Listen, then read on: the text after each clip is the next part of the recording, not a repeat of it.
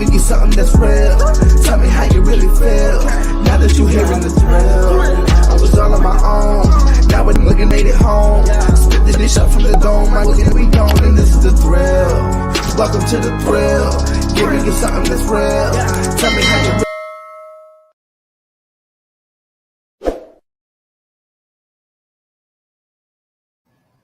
Oh, it's a sweet day here in Rated F. Unfortunately, I'm running a little solo. I kind of got told the last couple minutes, but I know he's going to be tuning in with us and still supporting us. But a man never rides solo. And tonight I had to bring in my own Power Rangers to get in on this with us. So I brought in a bunch of gentlemen that I grew up with, and some of them I've met in the last couple of years. And hey, I gotta say that these are the great bunch of people that we're gonna have a great show on today with. And I want to really quick introduce them. So as you see, we have Joe Bless, who is one of the hosts for Arc Radio. Below, we also have John, who is the host of um, Bow Ties and Button Ups. Almost messed that up. And then I have my main man. I've known him for I lost how many years, but Victor, we've known each other for 10 plus easily years. Who's in the military right here. So, gentlemen, welcome. Thank you guys for being on the show. If you guys want to make a little bit for us, let the fans know, see who we are. Well, my people, what's up? It's great to be here with you guys. As he says, I'm the leader of the Arc Radio Army. Do a little bit of music, DJing. Just anything to do with music, little gaming, live stream, little beer reviews. So I'm a little all over the place, and just a little know about me. That's what I do, and I'm here to blend with all y'all and have a good time.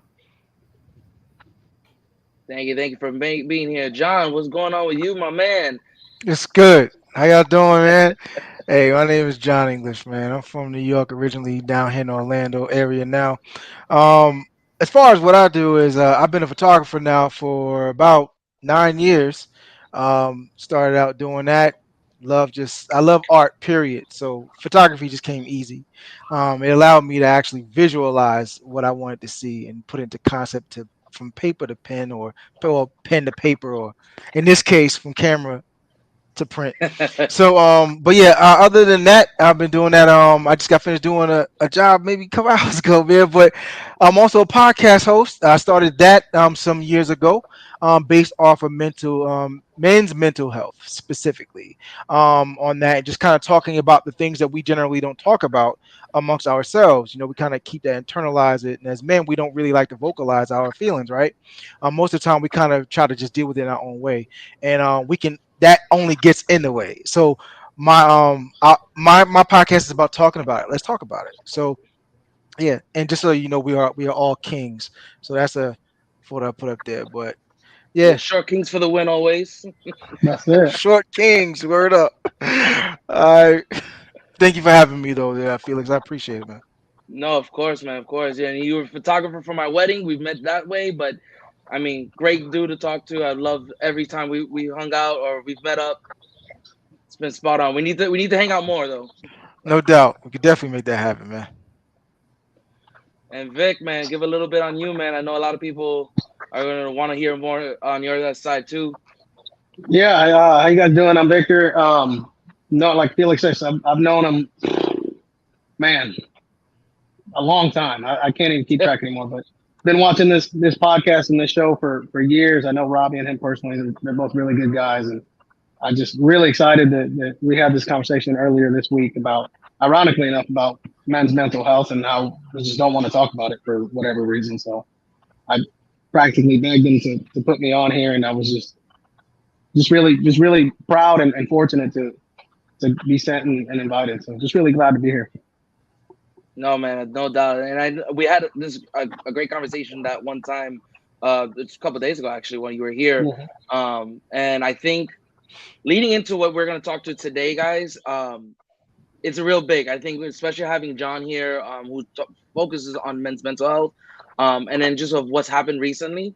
I do want to kind of talk in and jump right into that. So first off, if anyone who hasn't found out that we lost a big icon for a lot of us '90s kids and even late '80s kids could probably contest that they followed him. But Jason David Frank, who was the Green Ranger and White Ranger and Red Ranger and I mean Black Ranger. The man did so many Power Rangers. It was hard to say that he was just one, but um, we've lost him recently, unfortunately to suicide, and it's a tough thing to see. It was a tough thing to just to kind of to hear because my brother went and told me about what happened, and I was blown away. I was completely blown away with the story because at first he told me I said no that I was expecting him to come up on an Instagram live to say hey guys that's a hoax, don't worry about it, because he was the last person I would have thought because the rumors were that he had killed himself, and I just couldn't, I personally couldn't take it, that news, because he didn't seem like the type of person that was going through a lot. And I think this is where this conversation today is going to really pick up, is that you don't see a lot of people struggle with mental health. It's not something you wear. It's not like it's cancer. It's not like it's an injury, a broken bone, something. This is something that's more internal. And to hear, what he went through, and just kind of what just the little bits that we're getting day to day, it's tough to see and hear, because I don't know. I've seen him at Comic Cons and Mega Cons, and I followed him on Instagram and everything, and he just didn't seem like the type of person that really struggled with this. I mean, this man was my childhood. I know probably if you guys were watch Power Rangers with us, like us, this was the childhood. I couldn't wait to hear every week when he was the bad guy, it was kind of rough, but when he got on the good side, and he pulled out the sword and called for the Dragon Sword. I was on top of yeah, like, here we go. I was excited. Like I just couldn't wait to see him just kick ass on it. So it's just it hurts to see that he's gone. It's even worse to see what he went through mentally. I want to hear what you guys kind of what's your take on this as well. Like what did JDF mean for you guys? I mean, like to me, he meant a lot. Like as you said earlier, we growing up, as children, and we, just watching that, and pretty much every day coming home, allowing him in our TV, allowing him in our homes, and just being able to just watch him and watch his creativity, and along with that, he progressed to so many more things. I was really inspired, like a little after he left Power Rangers, because I found out he was a Christian martial artist. So he would do MMA, and he had a karate school, and he made sure, saying that he always wrote some kind of scripture knowledge in there. And that's not everybody's cup of tea, but to me, that's what meant a lot to me in that form. And so I always kept following him and everything. I was like, man, I'm gonna make it to one of these cons and see him, and I never got the opportunity. So I think overall that guy, he's got a good soul. I see a lot of people talk good about him. I never heard anything bad about him. And unfortunately, things happen, and hopefully we here talking today, we can make sure that those things doesn't keep continuing to other people. Maybe we'll deliver to one person. Who knows what message we'll get across? But I'm hoping that our message gets somewhere. You know. No, 100%. Definitely well said. I never got the opportunity to actually meet him at any con I went, but I did appreciate him back when I was younger. I'm a little older than y'all, but when I first was following the Power Rangers, for me, it was like super cheesy, but I thought it was like so well done. You know what I'm saying? And I would always, for some reason, how weird it was one of those type of shows where you just couldn't stop watching it. Like you had to see what happened in the next episode and so forth and so on. So for me, I'm an action star fan. So I just loved it because I knew it was Asian based. I was like, I'm pretty sure this is because the way it was looking, I was like, it has to be Asian based. So this is like amazing to me. So for me, I kind of gravitated toward that based off of that because I loved anime. So for me, it was a perfect bridge to live action, from anime to live action. So I kind of associated it that way. And watching the show, I thought it was awesome, but it turned into something different when he came onto the show. So for me, I was like, there's this new guy, like he's a badass, and you know what I'm saying. It just completely transformed the show.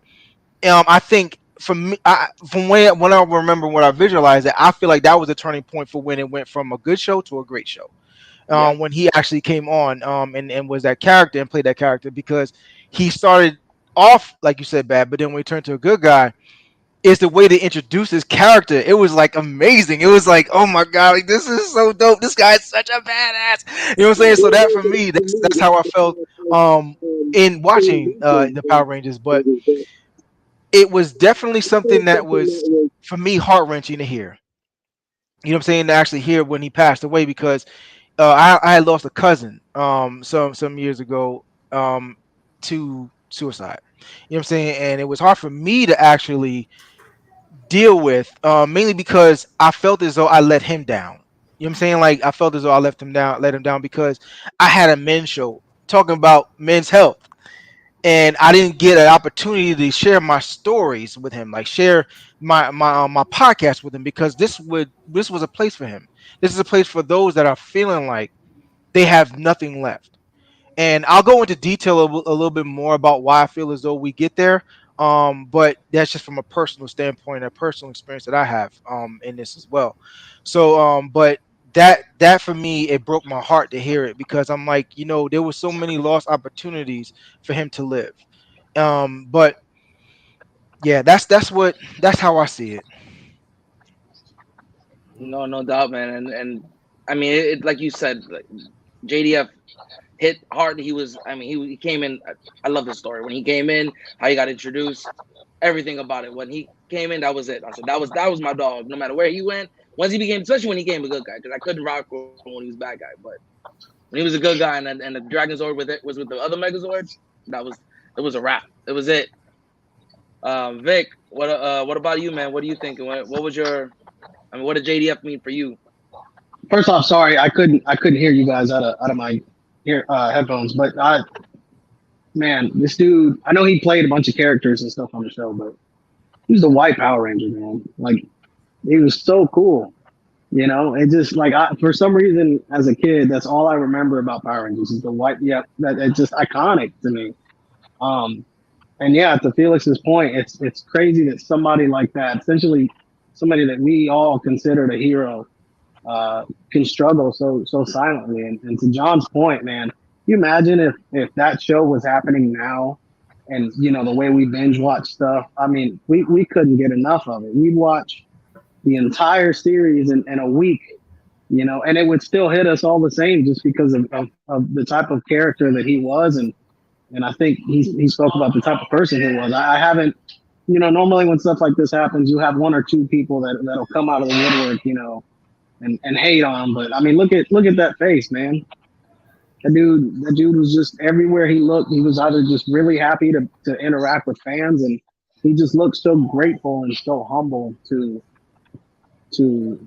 just be in this position that he was in. And I don't care if you don't even watch the show. Like, how can you not like somebody like that? You know what I'm saying? He was just unbelievable as an actor, as a character. I mean, he was the '90s for us. You're 100% right, Felix. He was it for us. And you know what's funny about JDF is that more stuff obviously like shows. I didn't realize he was on Family Matters as a bully. I don't know if y'all even remember the Oh, episode. I saw the episode and I was like, wait, what? Like I remember seeing that episode and I had to rewatch it. I was like, oh shoot, that was him. He was on the show. He was a bully on the show and got his ass kicked by Urkel when he turned into Bruce Leroy. that's awesome. I didn't know that. Yeah, it threw me off. I was like, I saw it on I think it was Facebook. I saw it. It was dope. It was an awesome scene. If you guys haven't seen it, go click it. You gotta find it. It's a funny episode, but it was like that specific moment was just awesome to see. That's awesome. And I just kind of wondered before we go into any deeper, like I want to talk. We kind of mentioned a little bit about his highlights of his craft. I think that we remember of it. The Green Ranger for me was what I remember, but he played almost every. I think he was like the next 7 Power Rangers, like going forward. He did the movies, he did the shows, he did the meet and greets, he did. I mean, is there anything for you guys that kind of sticks? Any memory of anything that he did that was like, oh, like this was it for me? I'll start with you, John. Actually, let's start with John because we'll change up the order this time. So for me, it was definitely White Ranger. That was it for me. That was the one iconic thing that I remember the most. Like I know you showed the pictures of all the Power Rangers, and I know he was on the newest Power Ranger that they just did as well. Didn't he make a cameo in that? Yes, he That did. movie, He yeah, he did. made a cameo in that newest one. I thought that movie was dope. Like, it's funny, but I didn't go get to see it in the movie theater. But it was just a movie that I was like, I ain't seen this in the movie theater. But when it started streaming, I was like, I had to see that movie, and it was surprisingly very good. I was like, yo, this is actually really. But I guess it's one of the type of things when I'm older now, so I expected something different, but I actually didn't. It gave me exactly what I remember. So for me, it was so nostalgic in that regard, and I loved every bit of it. So for me, it was I know he played a lot of them, but for me, it was always going to be the White Ranger. It's always going to be that color for me. Okay. What about you, Joe Bless? What are we looking? Well, me, I'm gonna go for the Green Ranger, man.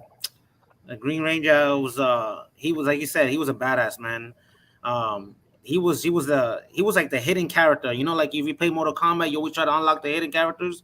He was like the hidden character. He made an impact, and then like uh at the end of it, he good. So it was sending a message that if you're evil doesn't mean you have to stay evil. You can always have a good heart. You can turn you could flip the story. You could become a better version of yourself. You know what I'm saying?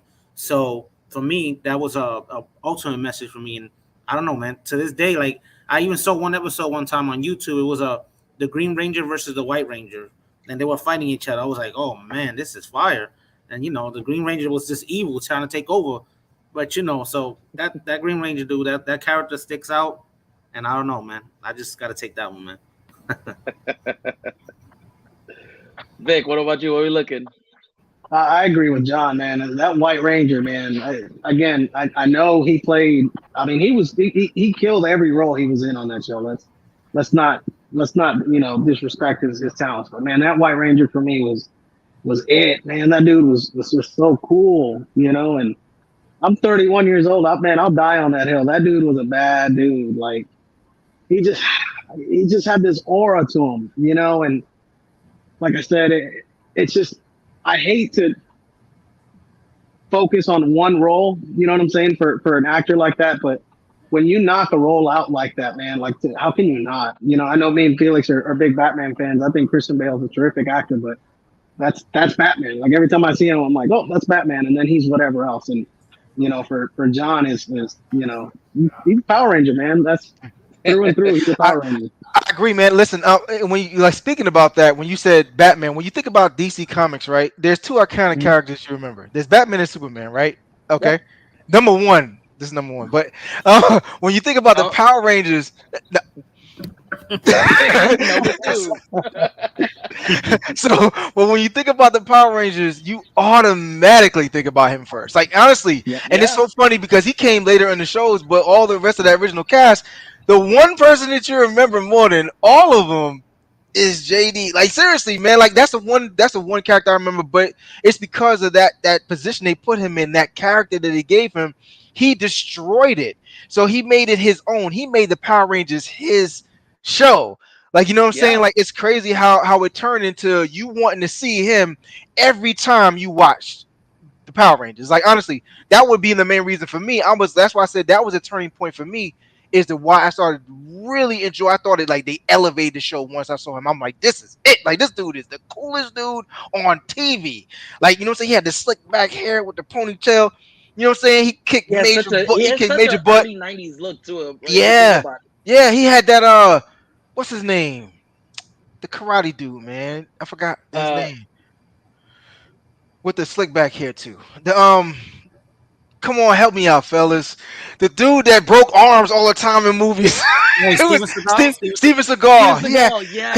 Steve this Zahn. Steven Seagal look, but He had you those you could big watch arms. him because he was on Power Rangers, so you you can enjoy JDF. Couldn't really. You're not supposed to watch Steven Seagal, but I did. But nonetheless, Yeah. not supposed to. But he was that clean version, and I loved it. I loved every bit of it, man. But yeah, you're right. He was that character in Power Rangers. He was the main focus for me. Like he wasn't supposed to be, but he was. No, and it's 100% though, because he literally took over that show. When he came into that show, it was no disrespect to any of the other Rangers that were on there, but it just changed. He took over. His presence was like, this is it. So I every time I think Power Rangers, he's the first one, and then he goes the rest down the line. But I do want to also mention, so seeing how we have lost due to men's mental health, and this month also being also men's mental health awareness, this is a question that I was thinking about for when we started talking about doing this, is that, and I see this happen a lot whenever I go on to TikTok or Instagram or wherever, that I feel that, you know, and this is a question for everyone: do you think that men's mental health is being more acknowledged today in society, or is it still kind of, it's talked about, but it's still kind of brushed under the rug? And I want to start with this question, and I want Vic, I want you to kind of start with you on this one. Um, I kind of agree with your question. I think that's, to me, that's the answer. It's a yes and no. Yes, it's more, everybody's more aware, because of, especially with what guys are doing, like John's podcast and stuff. But at the same time, there's still that nostalgia of just, be a man, suck it up, get over it. And it's ironic because we're obviously we're getting smarter as a society and as a culture, and we're acknowledging, that everybody goes through different things, right? What's easy for you might not be easy for me, and yet it just seems like, for me, men's mental health is like, okay, you got it, get it off your chest, cool, and then it just goes back to Put square some one. dirt in So it and keep moving. yeah, exactly. It's just, okay, you got it out, you feel better, good, go ahead. It's almost like brush it off. So it's I kind of hate to be negative about it, but that's just my personal opinion. It's just, I think we're making strides, and that's great. But man, we have such a long way to go. Such a long way to go. 100% on that. I agree. What about you, Joe Bless? What we looking? What's your thought, man? So with men's mental health, I feel like there's a lot of things that's being talked about, but we could definitely do a better job in acknowledging this. I like a little bit of what Victor was saying. But at the same time, we definitely got to push more. I mean, there's a lot of men, and that's really suffering through a lot of things, and they have nobody to turn to. I know we push out breast cancer, we push out all kind of cancers, we push out a lot of different groups. I don't want to get no heat, so I don't want to talk too much about things like that. But but no, in real talk though, like we talk about a lot of things, and this is on the low scale, and I believe that this deserves some kind of spotlight to be talked about. We definitely could improve in that. Definitely. No, and it's 100%. I think that they feel, we talk about a lot more cancer, but we don't talk about those mental. And I feel, and I'll dig a little more into it as well. But we feel like one is worse than the other, and I think it shouldn't be a comparison game. It's mental health is mental health, no matter which way you look at it, and diseases are diseases. Each are important. Each have their own, into their degree. So I think that's, it's big that we talk about it. I think like what John does with his show, and just in general, is big. And John, I want to hear what you think about this, especially. So actually, want to jump right into it. This is a can of worms. So first, I want to acknowledge two parts. Um, Felix, you mentioned something about disease, and mental health. I want everybody to understand that your mental health also has an effect on your body, which changes the composition of your body, which introduces disease. So that's one of the things where we need to actually start off with, and focus more on mental health, make it more common to talk about these things and emotions, because whenever anxiety and depression starts, you're constantly on this fight or flight, like, what I'm saying, emotions, you're always there, and it's hard to even diagnose or figure out where it comes from, like, what I'm saying. From a personal standpoint, I don't, to go off of your question, I wanted to kind of dive into that. I want to let you know disease is what I'm saying, mental health is a contributor to disease. Victor made a point about yes and no with this question, being acknowledged in society. I do think that things are changing in society because we're talking about it, we're having conversations. Now, Do I think it's at the forefront? No. It's definitely not. And other things are definitely put above that.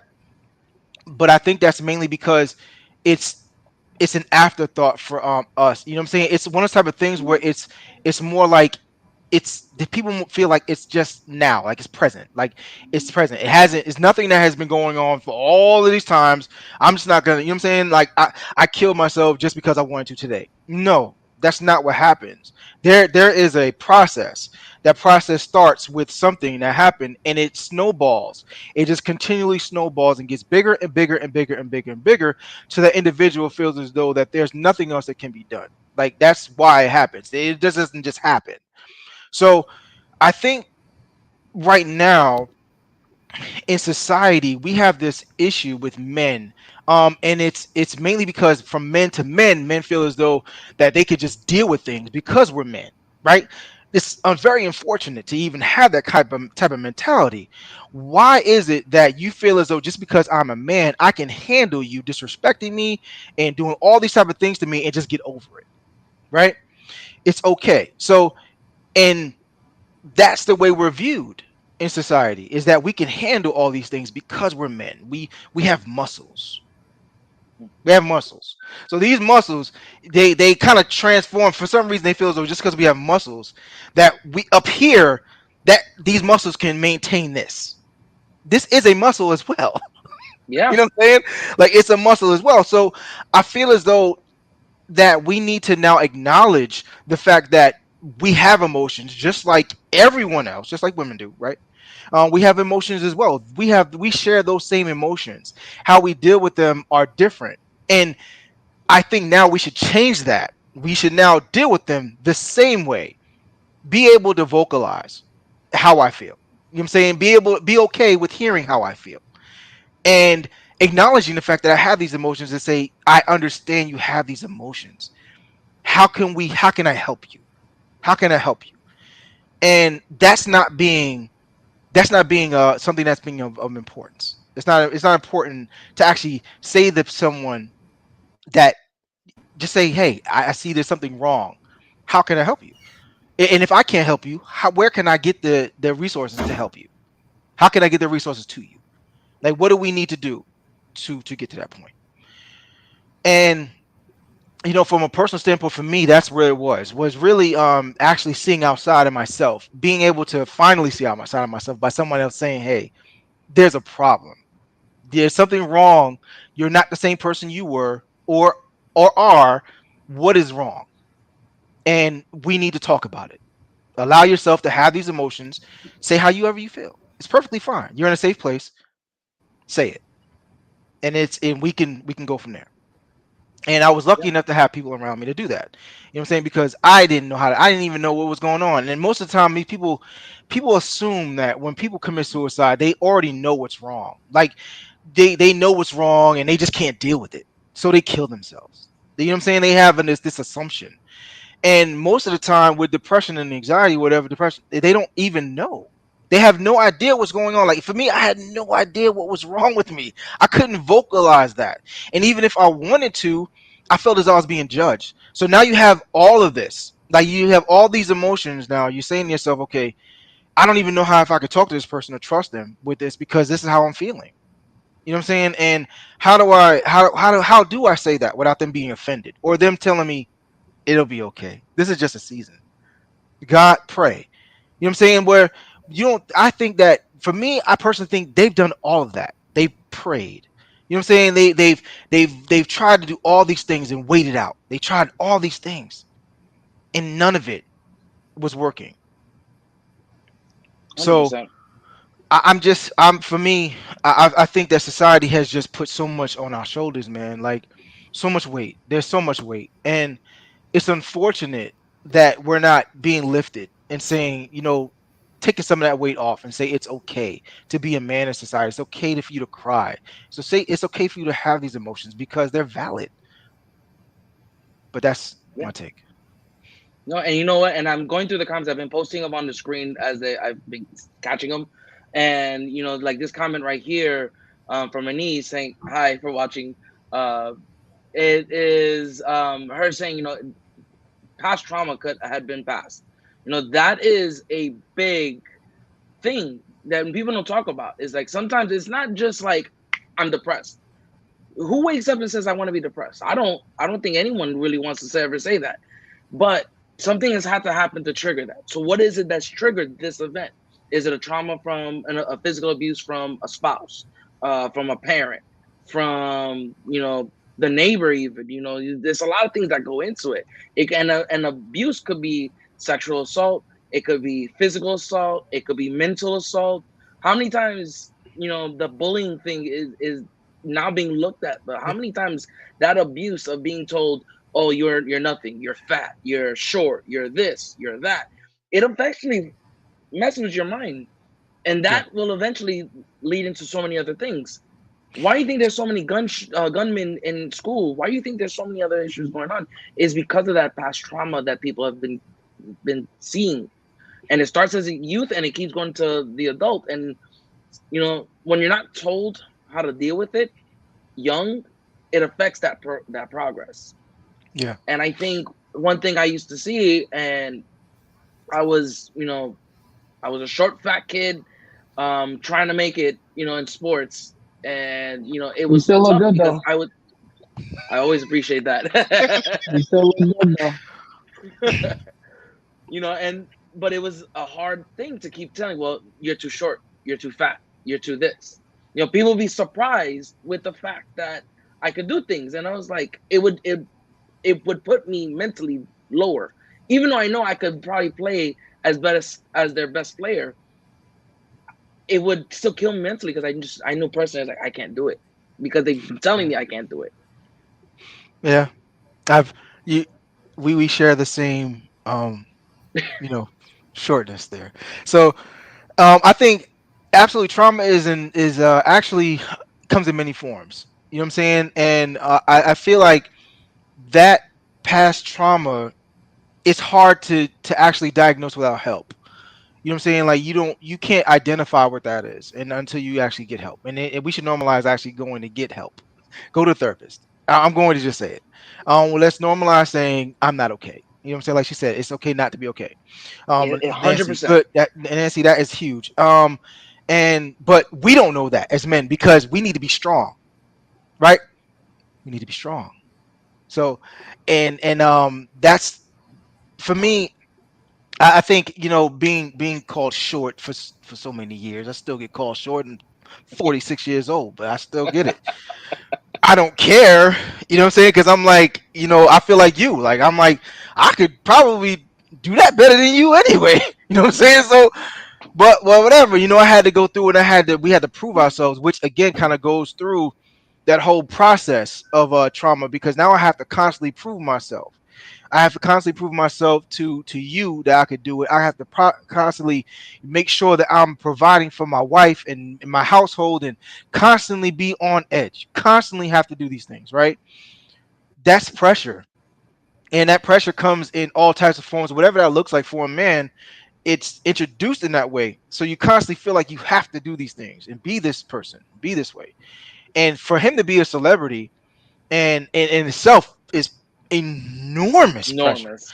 That is enormous pressure to even be there because now you have to live up to the fans, ideal perception of you. You know what I'm saying? And not to mention everyone else that's not a fan. Like, you know what I'm saying? Like the people, your family members, and all these type of things. Like you have to constantly be that. Like he has to constantly be the best Power Ranger ever. Like seriously, that's a lot. What type of pressure is that? We're talking about that's worldwide. Everyone watched the Power Rangers, dude. Like around the world. How much pressure is that? So for me, that's our daily lives. Hmm. Like it's unfortunate, but this show is about men's health. You know what I'm saying? And just to vocalize this and tell everybody out there, this is our daily lives. We don't say it because we're constantly trying to figure out a way. So Yeah. that's what it looks like. And constantly hearing and Joe, I want to hear you a little bit on your end too, but constantly hearing, oh, you'll be fine, you'll be okay, don't worry about it. Hey, you'll get back at it. Just sleep it off tonight. You'll be good when you wake up tomorrow. It's like It doesn't work that way. I don't think it. I don't think I've ever felt went to sleep feeling like crap, woke up saying, "Oh, I'm good now." No, I woke up having dreams about why I felt like crap. It kept following me instead. That's right up there with well, that's the way it's always been. You know, we've all heard that saying. That's one of my I can't when I tell you my blood pressure skyrockets when somebody tells me that. Like, well, okay, that's fair, right? That could be the way some things the way it's always been. Fine. That don't mean it can't be better. You know what I'm saying? It don't matter what it is. It could be work, life, relationships, whatever. It could be better. You know, it just to me that's another rub some dirt on it. Like, no, man, like why don't we just take care of it? To John's point, why don't we just take care of it, man? What happened if we just made it better, even a little bit? Let's try. Yeah, Just for shits and giggles. Let's see what could happen. What's the worst that could happen if you do make any situation just slightly better? Whether it's with your partner or with your coworkers or your supervisor, whatever it may be, just in life. And I kind of want to bring off of something what John was saying a little earlier, like how saying now men have to be this macho and all this stuff, right? They have to stand up. So it kind of also brings it back to, okay, let's say I'm this macho kid, right? And I just wanna I'm going through a depression, I'm going through a struggle, I'm going through all these things, but because I was the way I was brought up or the way mentally I have to think of it, I just hold it in. I hold it in. I don't want to tell them I'm good. Yeah, you ask a person, you good? Yeah, I'm good. And you just hold it in. You just hold it in because you don't want to look as like a wuss. You don't want to look like like you don't have your own. So you just bottling all that up. At the end of the day, you're gonna explode. Somebody you can't hold everything forever and not explode. But it's a lot of people out there that think like, no, I can't show my weakness. I cannot show how I really feel because I'm gonna look less of this image that I'm trying to hold, and I think in this image that we're trying to hold, they're destroying their inner sides and they don't realize it, and that's definitely a battle, a constant battle that you know, I say everybody has to go through because we all have our own battles. But expressing it is the ultimate way, letting it out to anybody, even a stranger. Who knows? I've talked to strangers before in the past that I didn't even know, and hey, it came out really good at the end of the day. You know, so I think that's why we're here right now doing this, and it's pretty dope that we can get this message out there. 100%. And I thank you guys for jumping in on this because I think when I said this when actually Joe, when you commented on my post on Facebook and you said you want to do it, I think it was something it clicked in my head like this needs to be talked about. This is something that doesn't get talked about enough. And to your point, when we were brought up this way, oh, don't worry about it, suppress it, you know, fight through it. You'll get over it eventually. How? How do I get through over it? Just saying it isn't getting me over it. So what is it I have to do? And that's something unfortunate that they don't show us. They don't sit down and say, listen, this is what you got to do. This is maybe not work for you, but this is a step by step that we do. Try maybe build it your way, but this is kind of a guideline maybe you could follow through. But no one knows that. No one, we always focus on and it's not to knock women's mental health. I know what women go through with their bodies, child loss and anything like that, affects them equally. It affects them hard. But men equally have to deal with that same loss. Losing a baby goes both ways on it. And it's tough to say that, we'll focus on the woman and make sure she's good, but no one ever looks at the guy and goes, hey, now how are you feeling? And which actually brings us to the next part of the questions that we were kind of talking about. And how do we improve with mental health issues? So I want to hear somebody's takes. To whoever, I'll let anyone jump on this one. So I have some things as far as mental health goes. I think number one, it starts off as you're a child. You know what I'm saying? We need to build atmospheres that are able to vocalize how they feel, especially Mhm. when it comes to little boys, because women, they get a different type of care package, right? But for men, I feel like we need to be a little bit more okay with having conversations about their emotions. We start there. If we go fast forward to when we become adults, I think I think it should be because most people don't they feel some type of way about going to see mental health therapists. They think they're crazy and whatever it is. I think we need to change that perception of mental therapists. And I think I made a comment some time ago on Facebook about this, and I said mental therapy, like when you talk about therapists, it comes in all type of forms, right? We have all types of therapy. Women have or men have shopping therapy, right? We like to shop.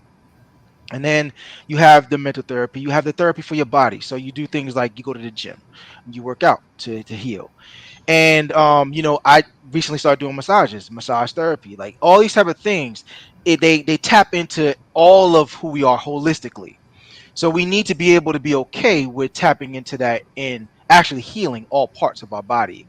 Our brain is definitely one of them things. You know what I'm saying? So I think the first thing to do is to treat it like anything else that we do. If we're sick, we want to heal, we take medicine and or fruits, vegetables, we eat correctly, we start working out, right? So we need to do the same thing for our brain. So that's one thing that we start to need to do is to treat it the same way. It's all part of the same system. The whole circular system is part of the same thing. So that's what we need to change. Number one. Number two, as friends, and as people that actually care for people, I think we should start changing the way we speak. Start and by that, and I'm just gonna say what it is. I hopefully nobody gets offended. But when somebody is going through something, stop saying it's gonna be okay. Yeah, it may be okay. In that moment, that person is not feeling that way. So ask them about how they're feeling and guide them through healing. You know what I'm saying? Like those type of trigger, those are trigger words, and that I'm just speaking from experience again. When somebody just said, you'll be fine. Like this is not you. Clearly, I know that. I know this is not me. Thank You you know what I'm saying? for shedding that light, Yeah, right? I don't want to feel this way. Okay, I don't. So and then just I, I do believe in God. So hopefully nobody gets offended. But I do believe in God. But just say, just pray about it. Pray about it. God is going to take care of all of this for you. You know what I'm saying? Just give it time. Well, again, let's talk about what happened previously to you saying that. Time has already passed. A lot of time has already passed. They've already been dealing with this. They've already been going through this.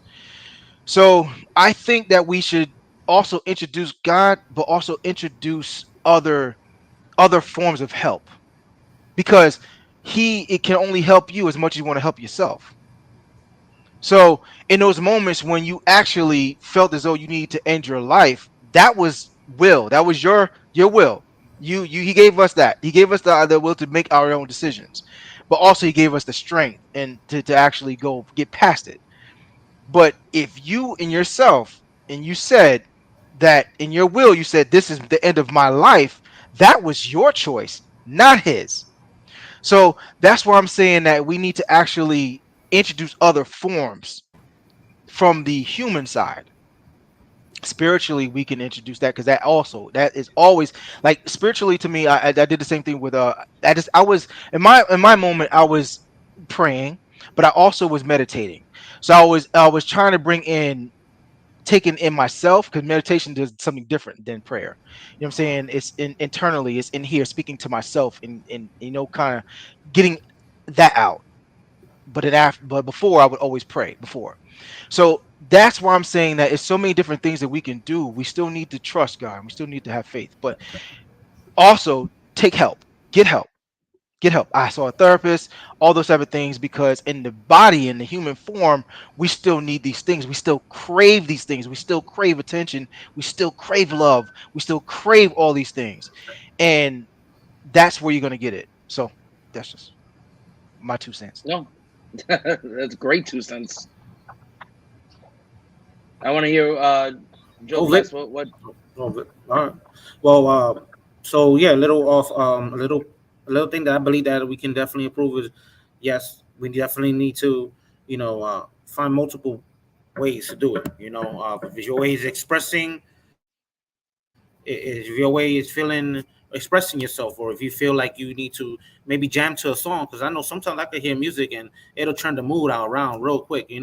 doing something to get your mind off of it. But then you go back to where when you alone, it comes back. It comes back. It starts haunting you. Starts while you're sleeping. So what do we do in a situation like that? Me, if that occurs to me, and I could speak for myself. I would speak to somebody. But a little thing that does get to me, and as a person, that's my own opinion.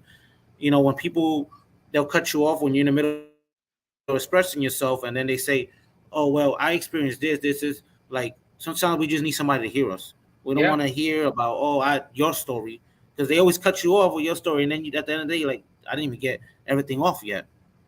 So that's the thing. It's just whoever comes up to you and expresses it, just sit back and listen. Sometimes you just need an ear.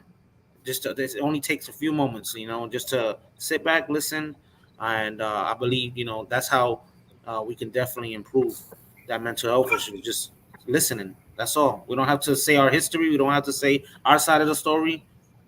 Just listen. Yeah. 100%.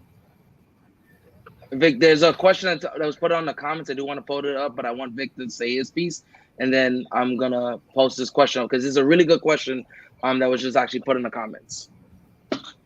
For sure. No, they both hit it right on the head, man. Like you can't overstate the importance of counseling and therapy. Like there's no shame in it. You know what I'm saying? Like it's 2023 in a month, dude. Like if you're still judging because somebody's going to counseling or therapy, and sure, right? Like not to go down this rabbit hole, right? Like I said, it could, be something trivial or something small or whatever, but that's my perspective, right? Their perspective, that might be the biggest thing that they dealt with in their life.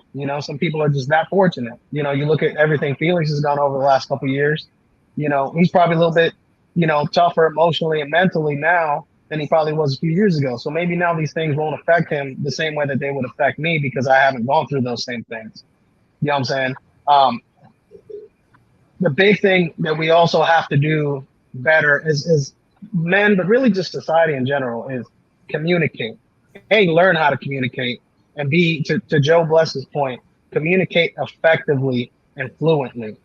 Listen, talk more at the water cooler at work, right? Talk more than just about work. Talk more than just about sports. Talk about what's going on with everything. Joe hit it right on the head, man. Just sometimes just be that shoulder to lean on real quick. It could be a simple 30-second conversation. Man, this guy did this and this and this and this. All right, I got that off my chest. Cool. And you keep it pushing. Just communicate, man, and that goes both ways. And that's in literally every single aspect of life. You just have to communicate efficiently, and part of communication is listening. We have 2 ears and 1 mouth. So use the 2 ears whenever somebody's communicating with you. And you might be surprised at what you pick up, what they put down.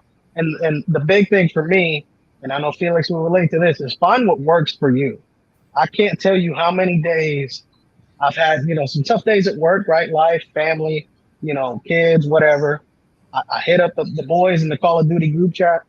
And we'll have our own little improv therapy session, and it'll be 45 minutes that we've spent talking about life, politics, sports, COVID, wives, girlfriends, boyfriends, you name it. We've covered all of it in 45 minutes, in a silly video game.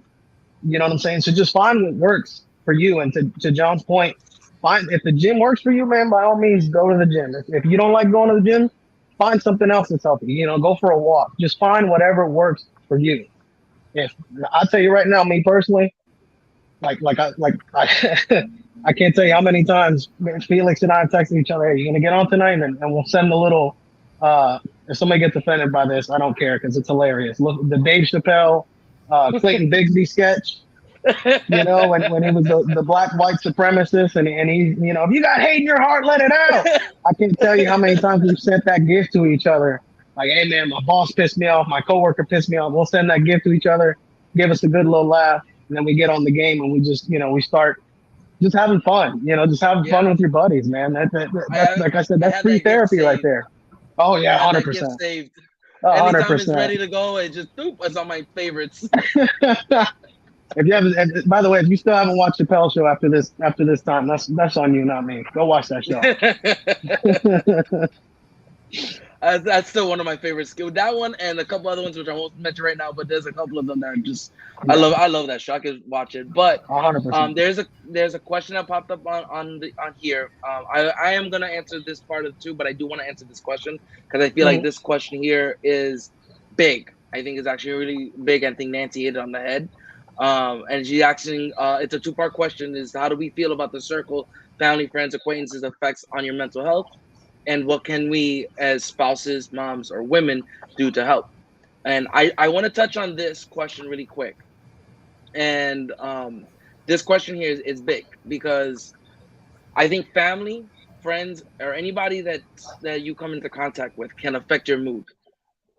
And I think about it like if I'm driving the road and you cut me off in traffic and I'm pissed for a solid 10 minutes from that, that affected my mood. That affected something immediately. Maybe not a full mental health moment for me, but it's affected. And what happens with that is for me at least, and I can speak from experience, is that I trickle. So that pissed me off. Guess what? Then I go to the store, something happens at a store. Now I'm even more pissed off. Then I leave the store, forgot something when I got home. Guess what? Now I'm pissed. Now I'm even more pissed and I dropped something.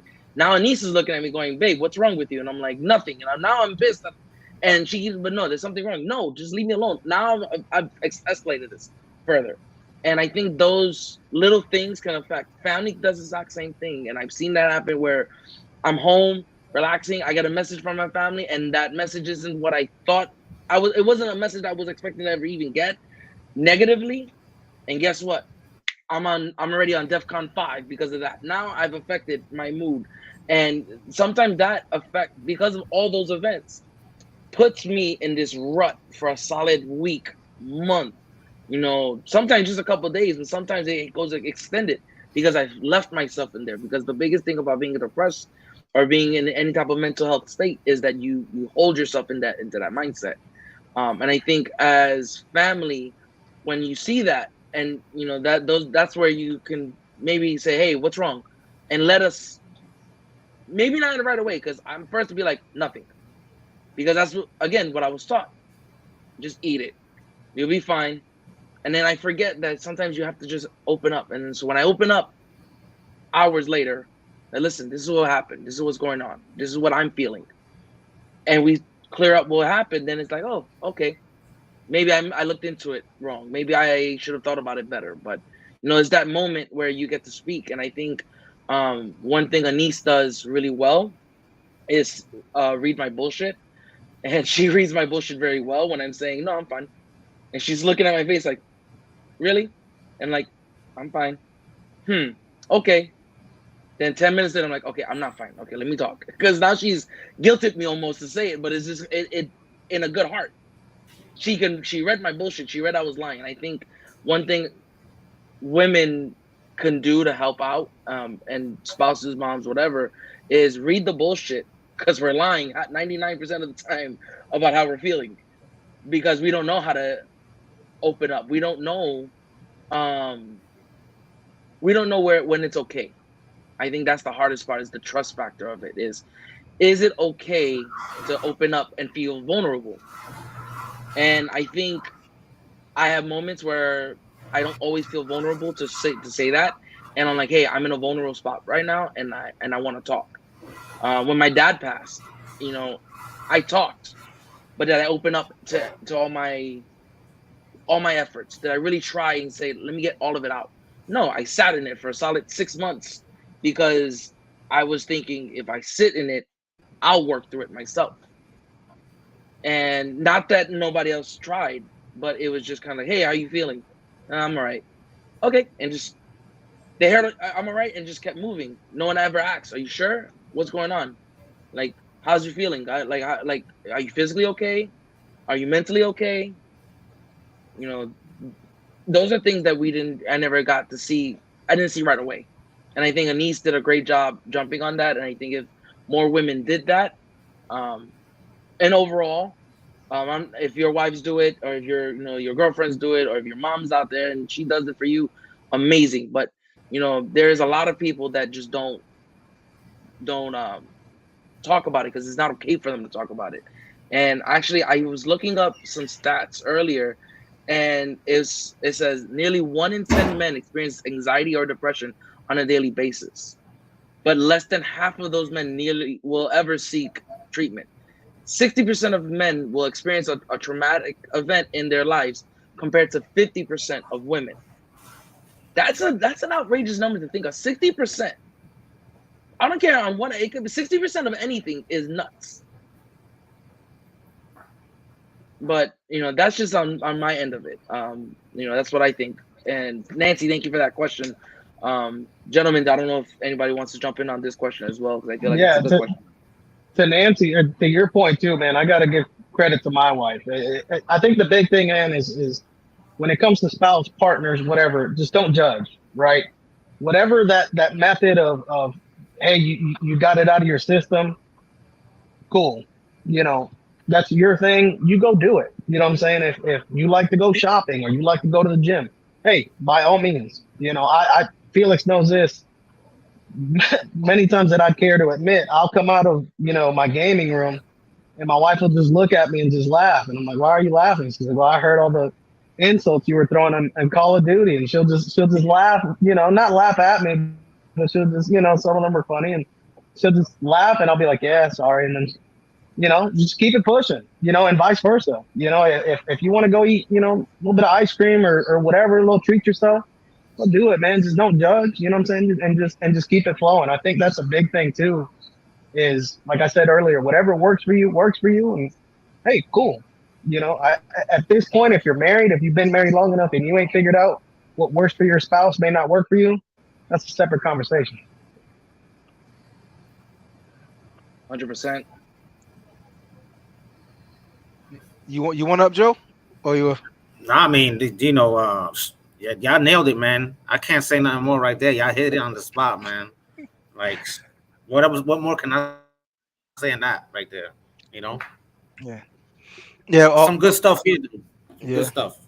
It is good stuff, man. I think you're absolutely correct with that, Felix. Be okay with calling you out on it. Because my wife does it too. I have to admit that my tone sometimes can be off-putting. It's not. I'm not yelling or anything, but I know it's a little aggressive, and she'll just say, It's the New "Hey, York like, in you. yeah, it's the New Yorker in me." She'll call me out on it. She'll say, "Hey, man, hey, dude, like," and I'm like, it makes me now reflect in myself, like inward, like I damn, I'm sorry. And I have to apologize, like, yeah, my bad. Like, yeah, I was just frustrated. You know what I'm saying? But we have to be able to do that on both sides. Like when men need the same thing to if they're a woman that is hurting them, you need to be okay with that. You need to be okay with saying, hey, that kind of hurt me. Like, you talk, don't talk to me like that. I know you're upset. Like, let's, whatever it is, okay with having those tough conversations. Like, we need to be okay with that, especially if you have a spouse. Like, seriously, we live together, we're married, we should be able to have this open communication and be okay with hearing the not always the bright side of things. You know what I'm saying? We need to be okay with having the difficult conversations. So I think once we start doing that, you start opening yourself up to being okay. Like, you know what I'm saying? With being okay with expressing yourself.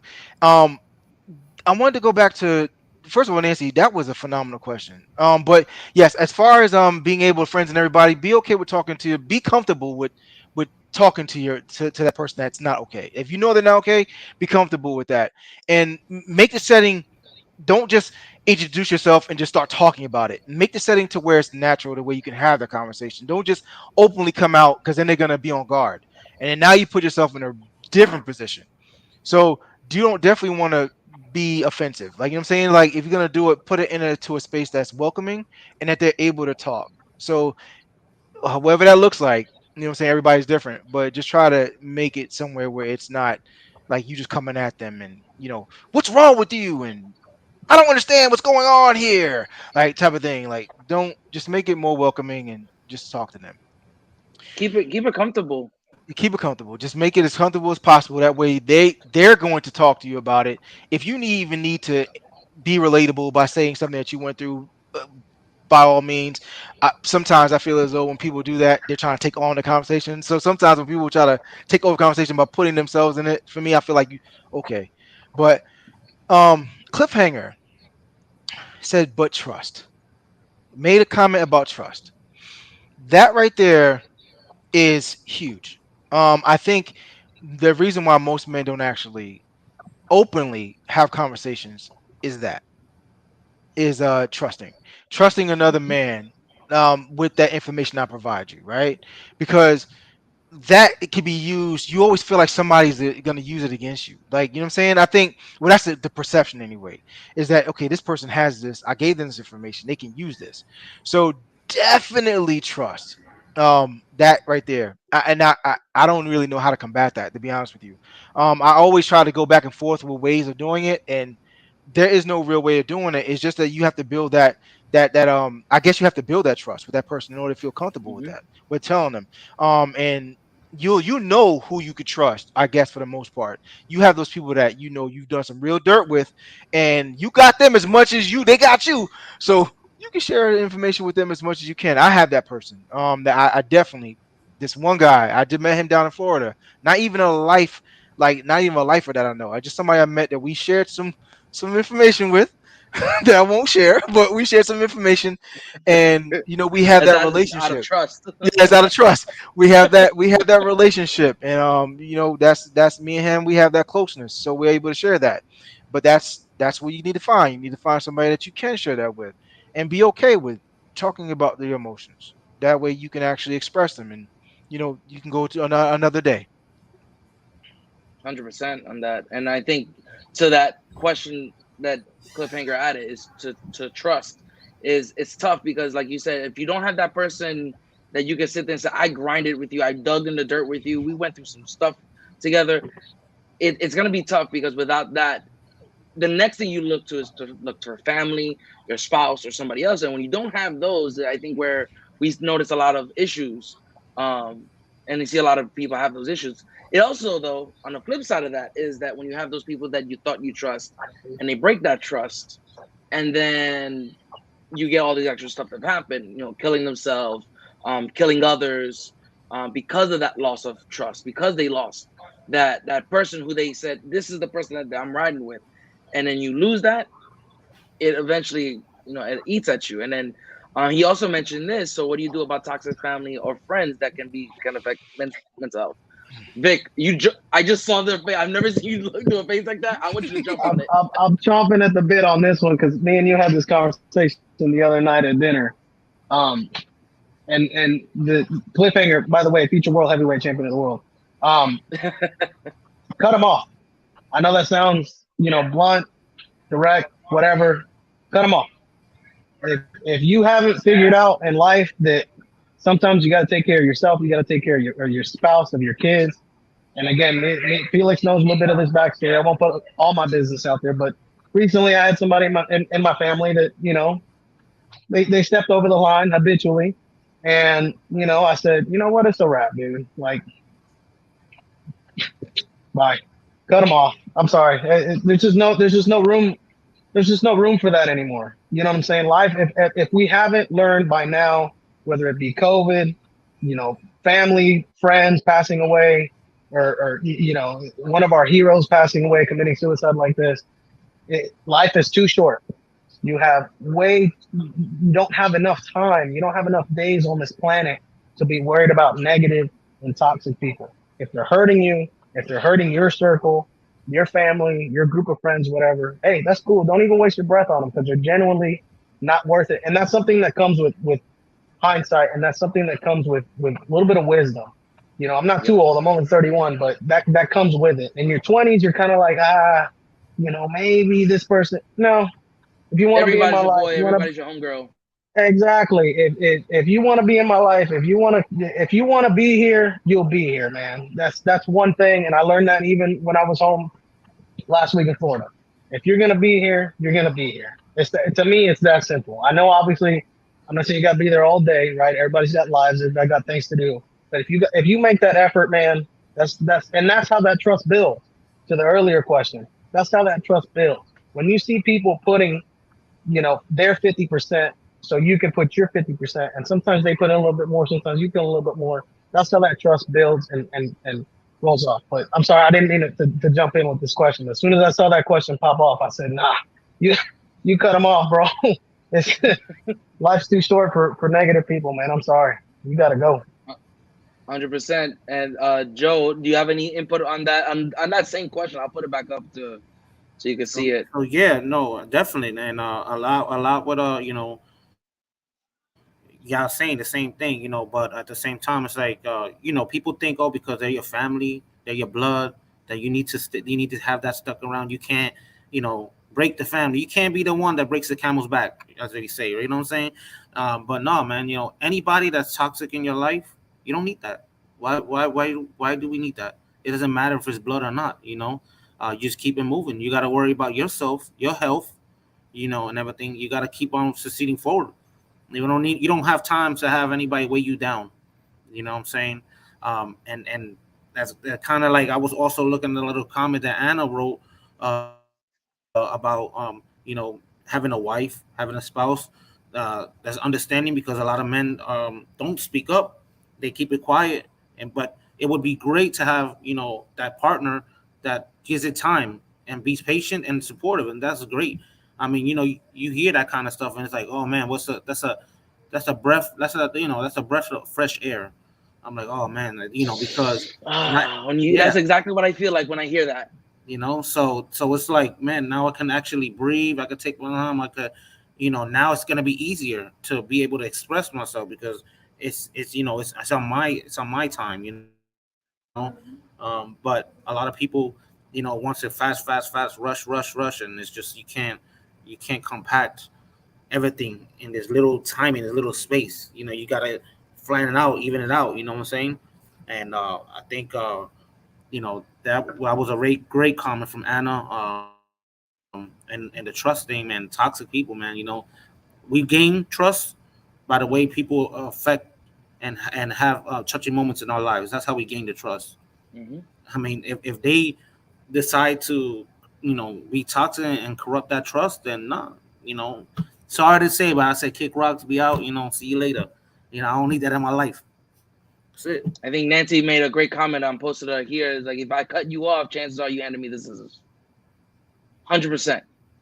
Put that on a 100% t-shirt. is a. I'm about to. Nancy, if it's okay with you, I'll copyright it with you. We'll split it. And to tie it back in with with my next comment, because this is also going to go into what the next question is that um one thing that I noticed, is that how can we help improve this? A lot of people, and you made a comment just now, Joe, that people want it fast. I want it now. I need it now. So what do? They go to a psychiatrist, a therapist. They don't go to a therapist, or a psychiatrist. And signal. Uh, they go to somebody that says, okay, here's a medicine. Here's a pill. This will fix you. This will put you. This will make you chipper. Here's this. This will change your mood. Here's this. This will, let you sleep a little bit more at night. Why am I looking for a quick fix? I need to talk this out. And I think too many people wanted that quick fix, that they rather get the drug than get the actual help, because the drug will numb it. It'll numb the pain for them to an extent, until the pain is to that medicine's out and you're out of your prescription. Now you got to deal with that same demon you've been dealing with that's been sitting in your shoulder. You didn't fix it. You just you put a muzzle on them for a little bit, for a month or two. And I think that's the one issue that I think a lot of people deal with, is that they look for the quick fix. And then another issue is and Vic, when you sent me this question, my head was spinning, because this question right here hit hard for me, because it's the first thing that I gun for, is to distract. And how much distractions like sports and movies can help people, and does that create other disorders, or does it create a comfort zone for them? And I think personally, when I heard this question, it's a distraction can create a lot of other issues, because what are other people? Sports are number one for me, will be what I'll jump to. But then if sports isn't doing it, my team is losing. My team is what? Because I'm a Mets fan and I love pain. Watching them struggle. Okay, well that just put me into another hole. So then I'm looking for a movie to watch. I'm looking that movie. They took it off of all the streaming platforms for some reason, and I gotta pay for it. Like, I really don't want to pay for this. I rather have this service. but that's not gonna work for me. So eventually, you end up going down the line, and eventually leads into something else for other people: alcoholism, drugs. And I'm not talking about like Advil, so even though that could be considered as one, I'm talking about like marijuana usage, cocaine usage, and so on and so forth. The further people start falling into the fault, the further people start saying, "Well, I need this because it helps me get through the day. I need this because if not, I'm gonna struggle, and I'm gonna start thinking about this, and I'm in this rabbit hole that I can get out of." I think that's one thing I've noticed more and more, that these distractions, if they don't find them, they make them, and I think it creates a lot of issues for them, and I think it does create a comfort zone, because then they get so comfortable being doped up, comfortable finding, uh, that form of escape from their problem or from whatever they're dealing with, that it eventually goes and says, that they don't want to get out of it. And then when they don't want to get out of it, it leads into all these health issues, and I mean physical health issues. You can get to the diseases, as far as like, you know, lung diseases, or liver disease, or kidney disease, or something that's gonna mess them up, and then where a little problem now has gone to this humongous problem for them. What do you guys think on this? That's kind of like like you're saying, you use something else to kind of numb the pain temporarily. You get to those pills. You're saying you go to those drugs, that messes up your body. Now you're getting another problem. Everything's increasing, um, and you forget what the main problem is, because you're dealing with all these other problems on top of it. And if you would have took care of the main problem from the beginning, all these other things may have not escalated further. But it's a way of numbing it, or kind of like having no other way. They say they feel that there's nobody else out there to be understanding to them. Maybe, okay, well, let me take all these pills, because then I'll feel better. I don't got nobody else. What else I got to lose? Um, and then who knows what happens after that? Overdose. You lose. There's people out here that care about what that individual, but they don't see it.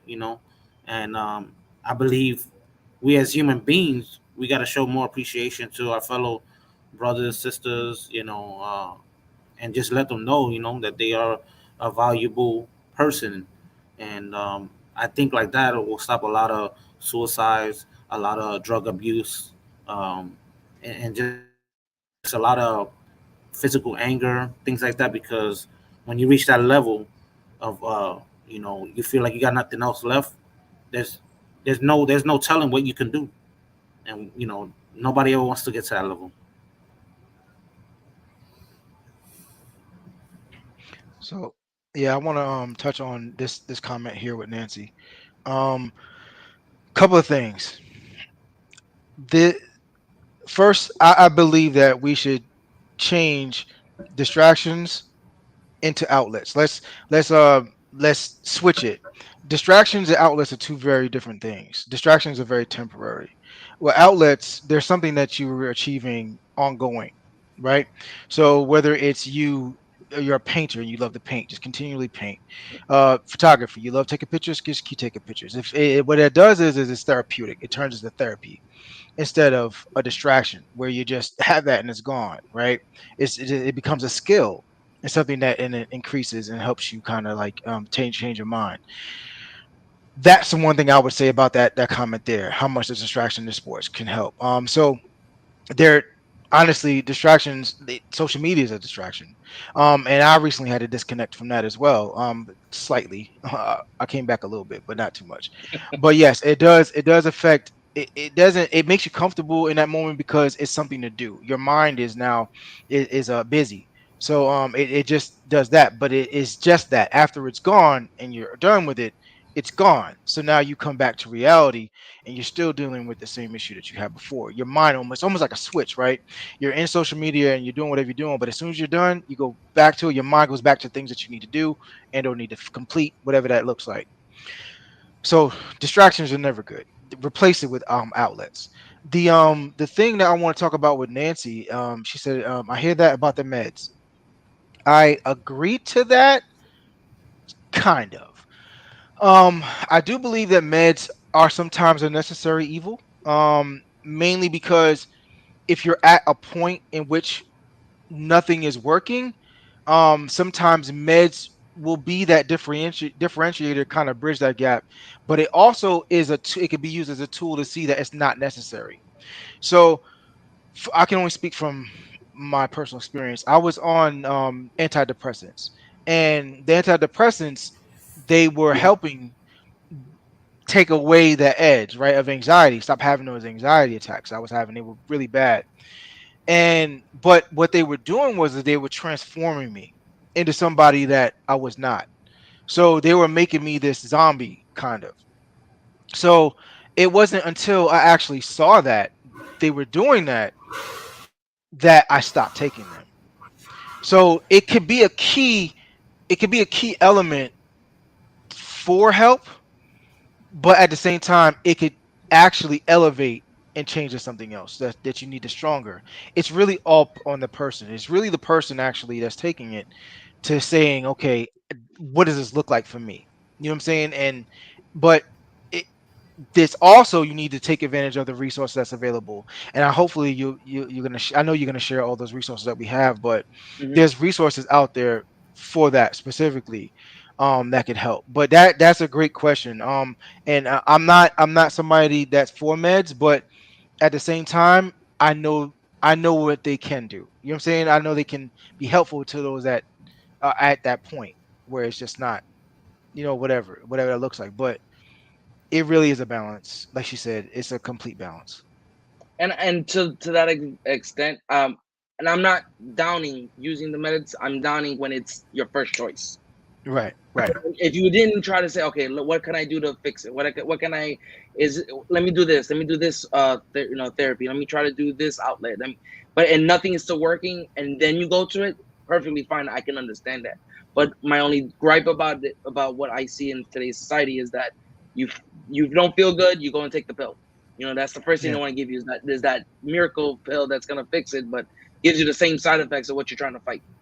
Well, that's a I think that is a complete American society. And I think because we're so going toward pharmaceuticals first, that we feel as though that the doctors, whenever you come in for a problem, they prescribe you medicine.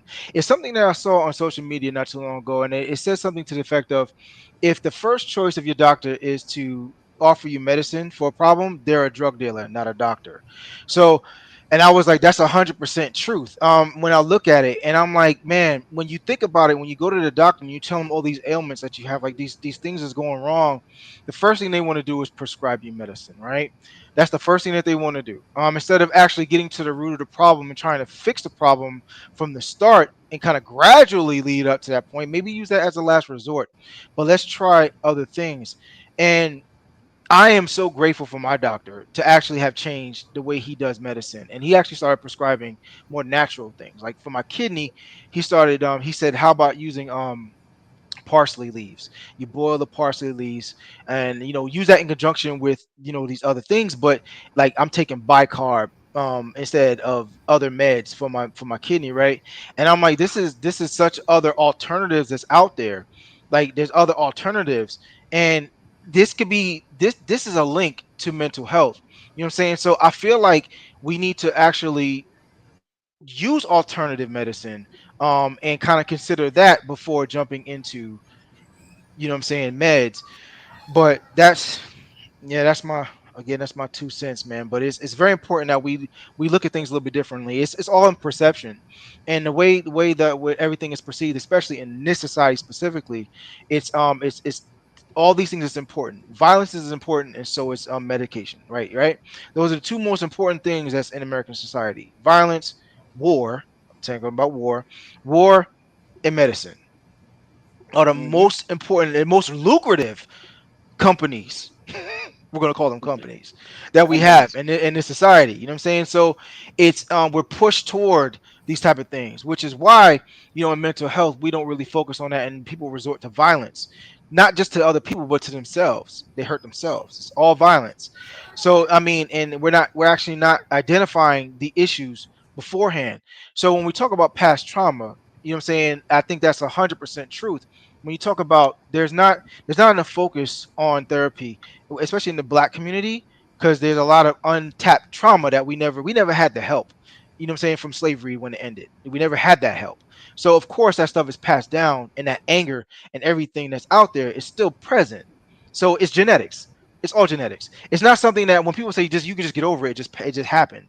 No, it's genetics. Like if you actually read books, this stuff, the things that we do, the little things that we do, the mannerisms that we do, that we share. Think about the little laughs or the side thing that you do, whatever it is. It was handed down from a father, whoever it is, before him. When you look at the little things that we do, these things are handed down. It's all genetics, man. It's all genetics. So we have to start from the root of the problem. And we have to genetically now change those markers. So we have to look at things differently. We have to perceive things differently. We have to educate ourselves differently. That's how you change the next generations, is by actually identifying these triggers and these traumas and dealing with them. Yep. So Vic, I know you have reached out to me separately that you don't have much time. I know you're pretty much working at the same time. Yeah, I But gotta I gotta run down on Hanger Bay real quick and muster. But no, first off, I just want to thank you guys for being just so blunt and just honest. This was, man, I think this stuff needs to be talked about every single day, man. I don't care where it is, Buffalo Wild Wings, work, whatever. Um, to answer the question, how much distraction, I think like everything else, man, it's a balance. I do agree with John's point. You do need an actual outlet, but at the same time, there's nothing wrong with sitting down and watching a ball game because you had a tough day. You know what I'm saying? So I look at it from that perspective too. You got to have a balance, just like everything else. You can't have too much of one thing because then it's just not healthy for you. So I just look at it like that, man. But like I said, I appreciate you guys having me on. This was really cool. John, I'm definitely going to check out your podcast, man, because you look like a neat dude, and I really want to hear what more you have to say. So just appreciate you guys having me on, man. no, not a problem, man. And thank you for being here. And if you gotta go, I understand 100. Yeah, percent You yeah, sitting there protecting us, so thank you for your services. And not even on a joke, on the whole real, because I love you, man. But seriously, thank you for everything you do. So if you have to sign out, I understand 100%. yep. Love you guys, and I'll see you guys in a few months. hey, See you, good man. meeting you, Victor, man. Yep. All right, guys. So we do have one last thing we want to talk about. We've kind of ran this pretty long. I actually didn't expect to be this long, but I think it should have. I think it should have been in front of my mind. Um, but we've kind of made mention to it, and I am going to put comments about on the comments. You'll see of some of these posted of what would be great places to seek for mental health. John, actually, because you sent them, I do want you to kind of talk about this because I think this is definitely something more up your alley. So I just so know. you guys know what I do, I work for Southern New Hampshire University, and I do the financial wellness and repayment department. So we kind of talk to students about financial aid after they graduate. So, but within this, I was also in financial aid, the start of it, like whatever, student financial services. But it made me think about all the resources that we have as far as people, because we still deal with people, not just students, they're people, and these people are going through things. So I gathered a bunch of resources that we have available to us, and I actually share them with students because, again, we never know what anybody is going through, and it's very important that we actually introduce these resources because people don't know where to go. They really have no idea. I mean, even if you go on the internet and you search, I mean, most of the time you come up with some other stuff that non-professionals such as myself the information is out there, but there are spaces that you would want to visit to seek, and I did share some resources with Felix that I gathered from my my school, and we have available to us, which is awesome. They're dope, man. They're first and foremost all about mental health for their employees and for their students, so it's pretty dope. That's dope, man. And I am gonna definitely post them out. There's Yep. a ton of them, and I'm just to kind of give, and I have it on my phone. And bear with me. Yeah. Um, there was for suicide and mental health resources. There's a bunch for food and housing resources. Even on that, even talk about like updates for like coronavirus and stuff like that. So, Mhm. from what I was kind of peeking through, Yeah. rental assistance. So Yeah. yeah, It's there's a pretty lot of dope. yeah, it's dope, and I'm definitely gonna make sure that it's on the comments, Right. so we can, I want that information out as much as possible, for Yeah, everyone to utilize, because it helps out. Those are definitely absolutely. things. I mean, Those again, are those are things that we daily things that we worry about. We worry about providing, right? So, I mean, exactly. as men, if we don't have, if we feel as though we don't have a way, these are some resources that's available, even if you can help somebody else out. So, I mean, that's what it's really all about. Is shared knowledge. I'm big on that. You know what I'm saying? I Yeah, feel as though that's why our true purpose is shared knowledge. That's how we excel. yeah, 100%. And I think with there's not a lot of not enough people giving those resources. I think those are the, we can Google it. I think the power of the phone comes in handy a lot for a lot of people, but sometimes there's that extra avenue of, again, looking for an outlet, looking for that person that can say, hey, I need help to, find this. You know, this is good to get, to go and find. So anyone who's watching this, and if you have friends who, you feel may need to hear what we spoke about today, please jump on this. Have send them to this so you can see it, or even look at the comments and send them some of the stuff I will post. John, again, thank you for sending me those, because those are, I mean, it's beneficial, because as you said, first thing they tell us as men is that we're warriors, we're hunters, we're providers. And when you feel like you can't do it, this is at least gives you that avenue of how to get to there. Yeah. All right. So just so So y'all know, y'all are all kings. Trust me. So please believe that. Y'all are all kings. I appreciate all of you. And Joe, good looks with kind of commenting on this and kind of sparking this conversation. The 100. more times we do it, the more it's a ripple effect, right? We're dropping a stone in the water, and that puddle is now, you know what I'm saying? So we just need to just keep dropping these rocks, man. It's gonna create an immense wave. And the more and more we do it, the more and more people will hear it. And hopefully it'll get to the right people at the right time. So I appreciate this. This was much needed. Yeah, honestly, this set us up for a lot, man. So I appreciate that. Gentlemen, do you have anything else you guys would like to share before I we just Yeah, I just want to share one more thing, and just let people know that if y'all just tuning in towards the end of this, you can come back and watch it again. And but keep in mind, you're not alone. Uh, Again, there's the power of the phone, there's the power of the internet. Everything is very accessible nowadays, where in the 90s you had to go through the yellow pages, you know what I'm saying? So, and try to find a way wow, you said and yellow find a pages, my number. man. I'm showing my age here, right? Like, but real talk though, there's a lot of ways, it's a lot of ways to get some help, and if any of y'all need, some guidance, and y'all don't know how to get it, then, don't be afraid. I'll send you some links or whatever. I'm pretty sure we all here, we all got to help each other out, man. We're not here alone. Um, what I like to think of it is like, yeah, we born, singly, or some people's twins, but we're brought here as an individual souls, right? So, but when we're here already, we got, we got a team. When you think about basketball, they got a team. When you think about football, they got a team. When you think about the 12 prophets, there wasn't 2, 12, 1, 11. There was 12 prophets. So you got a team. When you think about, at work, you're not one person working doing all this. You got a team, one way or the other. There's a team and everything. So when you think of yourself as, oh, I gotta do this, I gotta this, I'm this, I'm this. Now, just your team. Find a way. There's ways, and for any people that are in my close circle, I will definitely make sure, say, hey, looking good today, love you. All right, how's everything going? Put some positive words into their life. You never know what anybody's going through. And hey, I'm just glad we did this today, man. It's a great thing. Honestly, yeah, this is And also, rest in peace, Jason David Frank, man, because I think he sparked all this. And man, he was truly a real hero to me. I didn't know him personally, but if he can make this happen, then that he achieved something bigger than any of his roles. yep. Yeah, his impact was big, and it was definitely felt, and he's missed in this world. Um, but thanks to him, we were at this conversation at the same time. looking at some of the positive for this because it is important that we talk about more mental health. Gentlemen, again, Joe Bless from Arc Radio, John from Bow Ties and Button Ups. I will be posting their links to their respective pages on the comments as well.